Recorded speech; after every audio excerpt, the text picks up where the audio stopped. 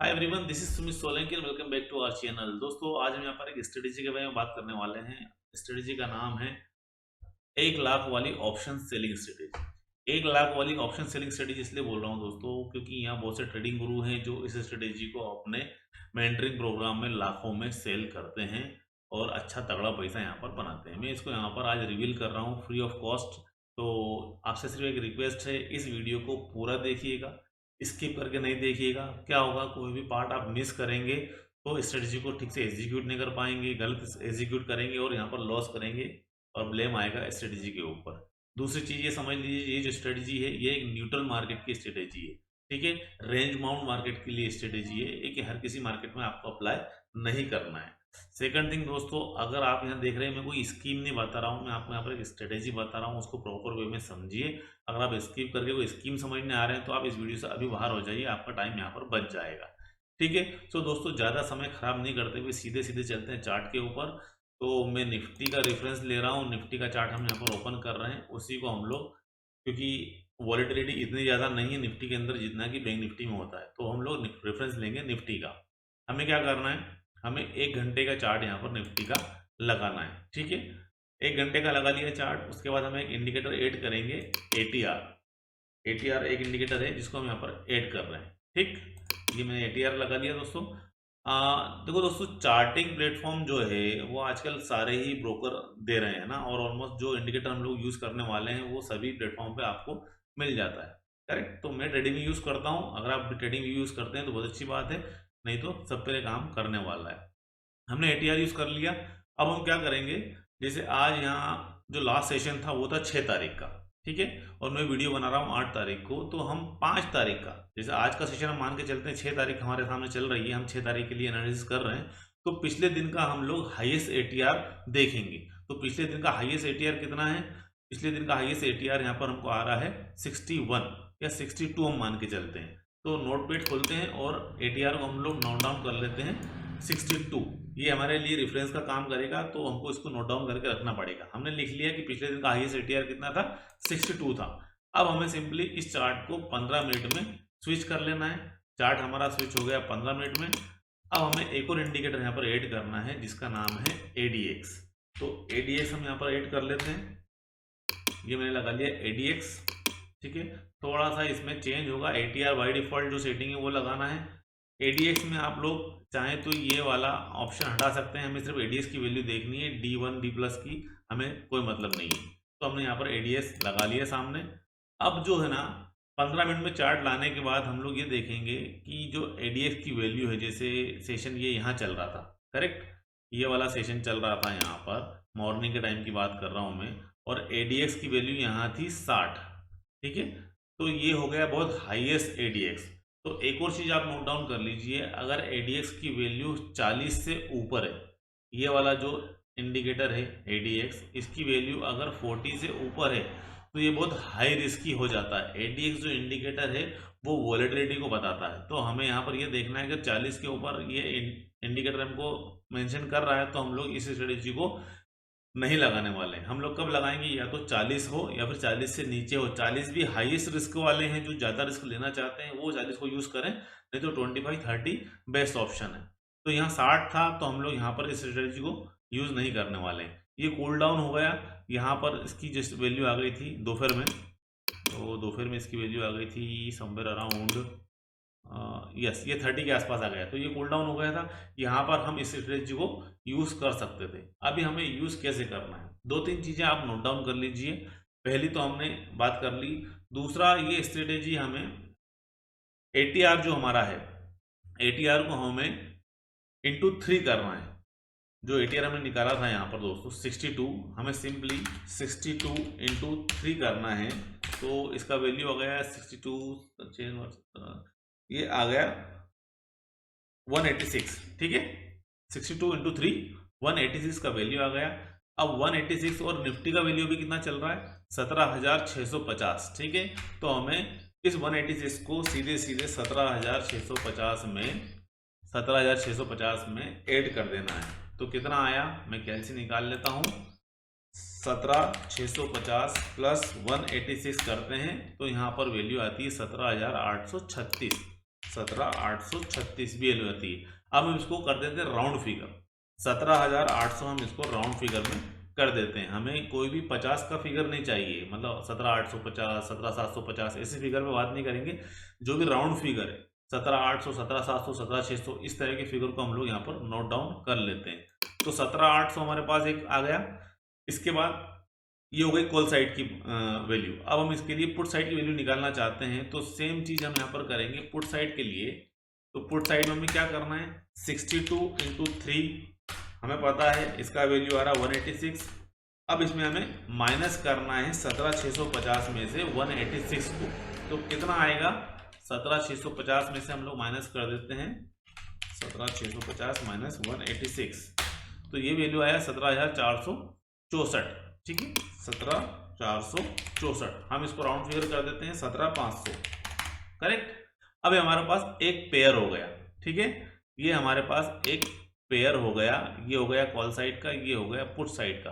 अब इस पेयर में हमें तीन तीन पेयर बनाने हैं। ये एक पेयर बना है, अभी हमें इसमें तीन पेयर बनाने हैं। तो क्या करना पड़ेगा, हमें सिंपली 17,800 प्लस और ऊपर जाएंगे तो 100 पॉइंट ऊपर चलेंगे, 17,900 प्लस 17,800 सॉरी 18,000। ये हमारे कॉल साइड के पेयर हो गए। पुट साइड के पेयर की बात करते हैं तो 17,500 के बाद जो डाउनग्रेड में आएगा 17,400 एंड 17,300। ठीक है, तो ये एक पेयर हो गया,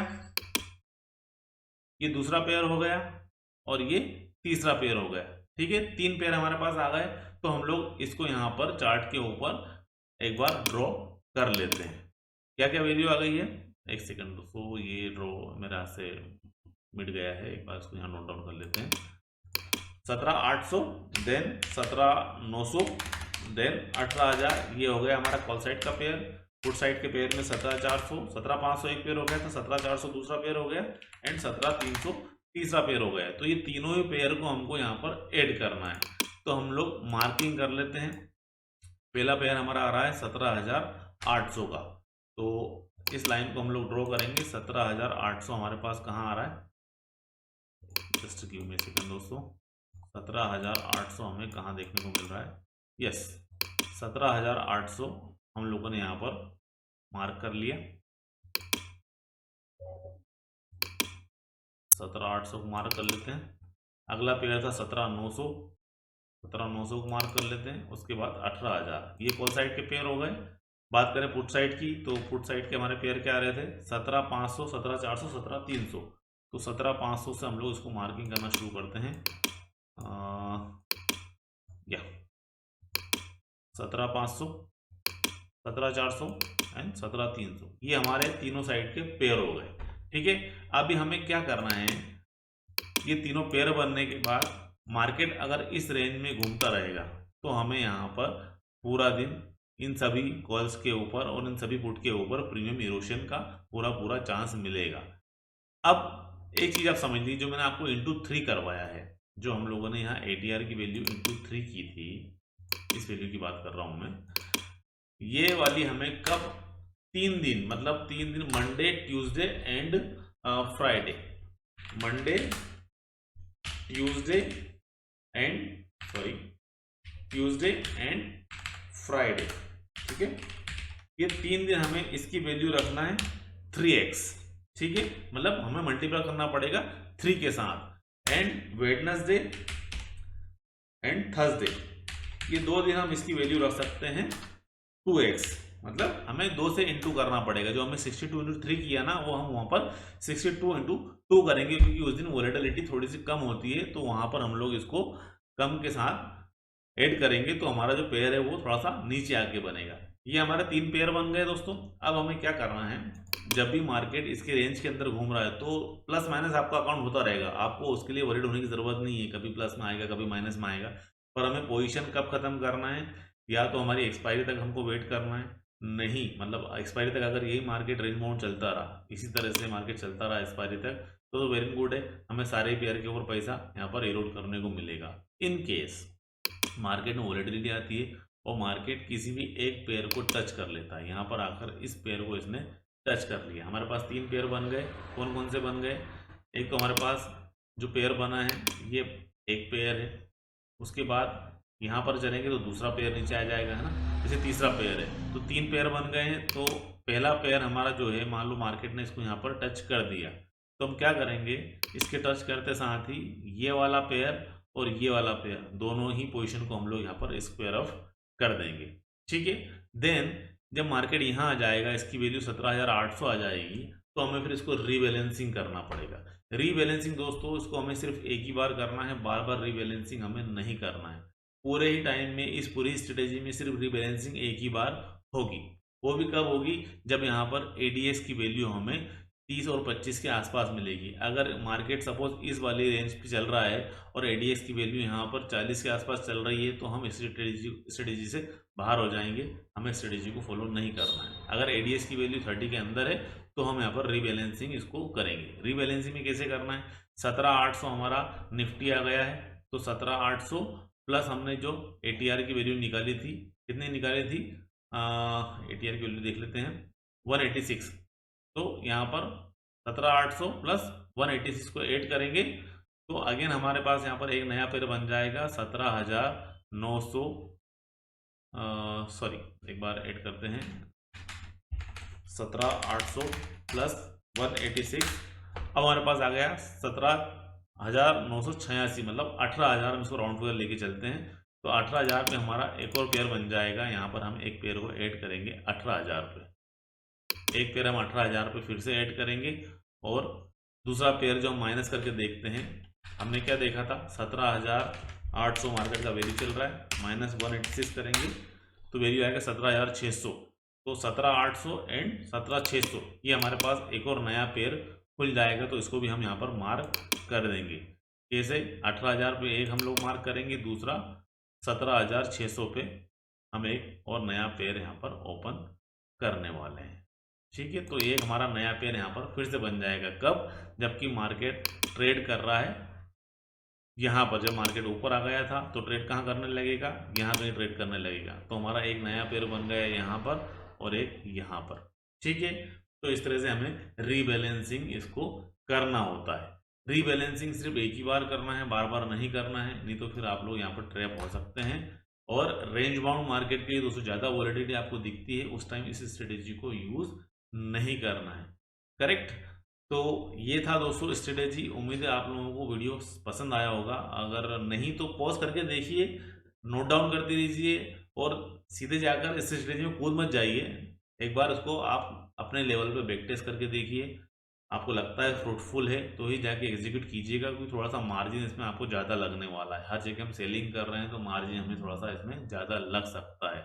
तो मोस्टली प्लेयर्स जो होते हैं, बड़े प्लेयर्स जो होते हैं, वो इसी तरह से परसेंटेज में इस स्ट्रेटेजी में पैसा कमाते हैं। तो दोस्तों इस वीडियो को यहीं क्लोज करते हैं। उम्मीद है आप लोगों को वीडियो पसंद आया होगा, पसंद आए तो प्लीज़ लाइक कीजिए, दोस्तों के साथ शेयर कीजिए एंड सब्सक्राइब करना ना भूलें। Thank you so much for watching video, take care, bye.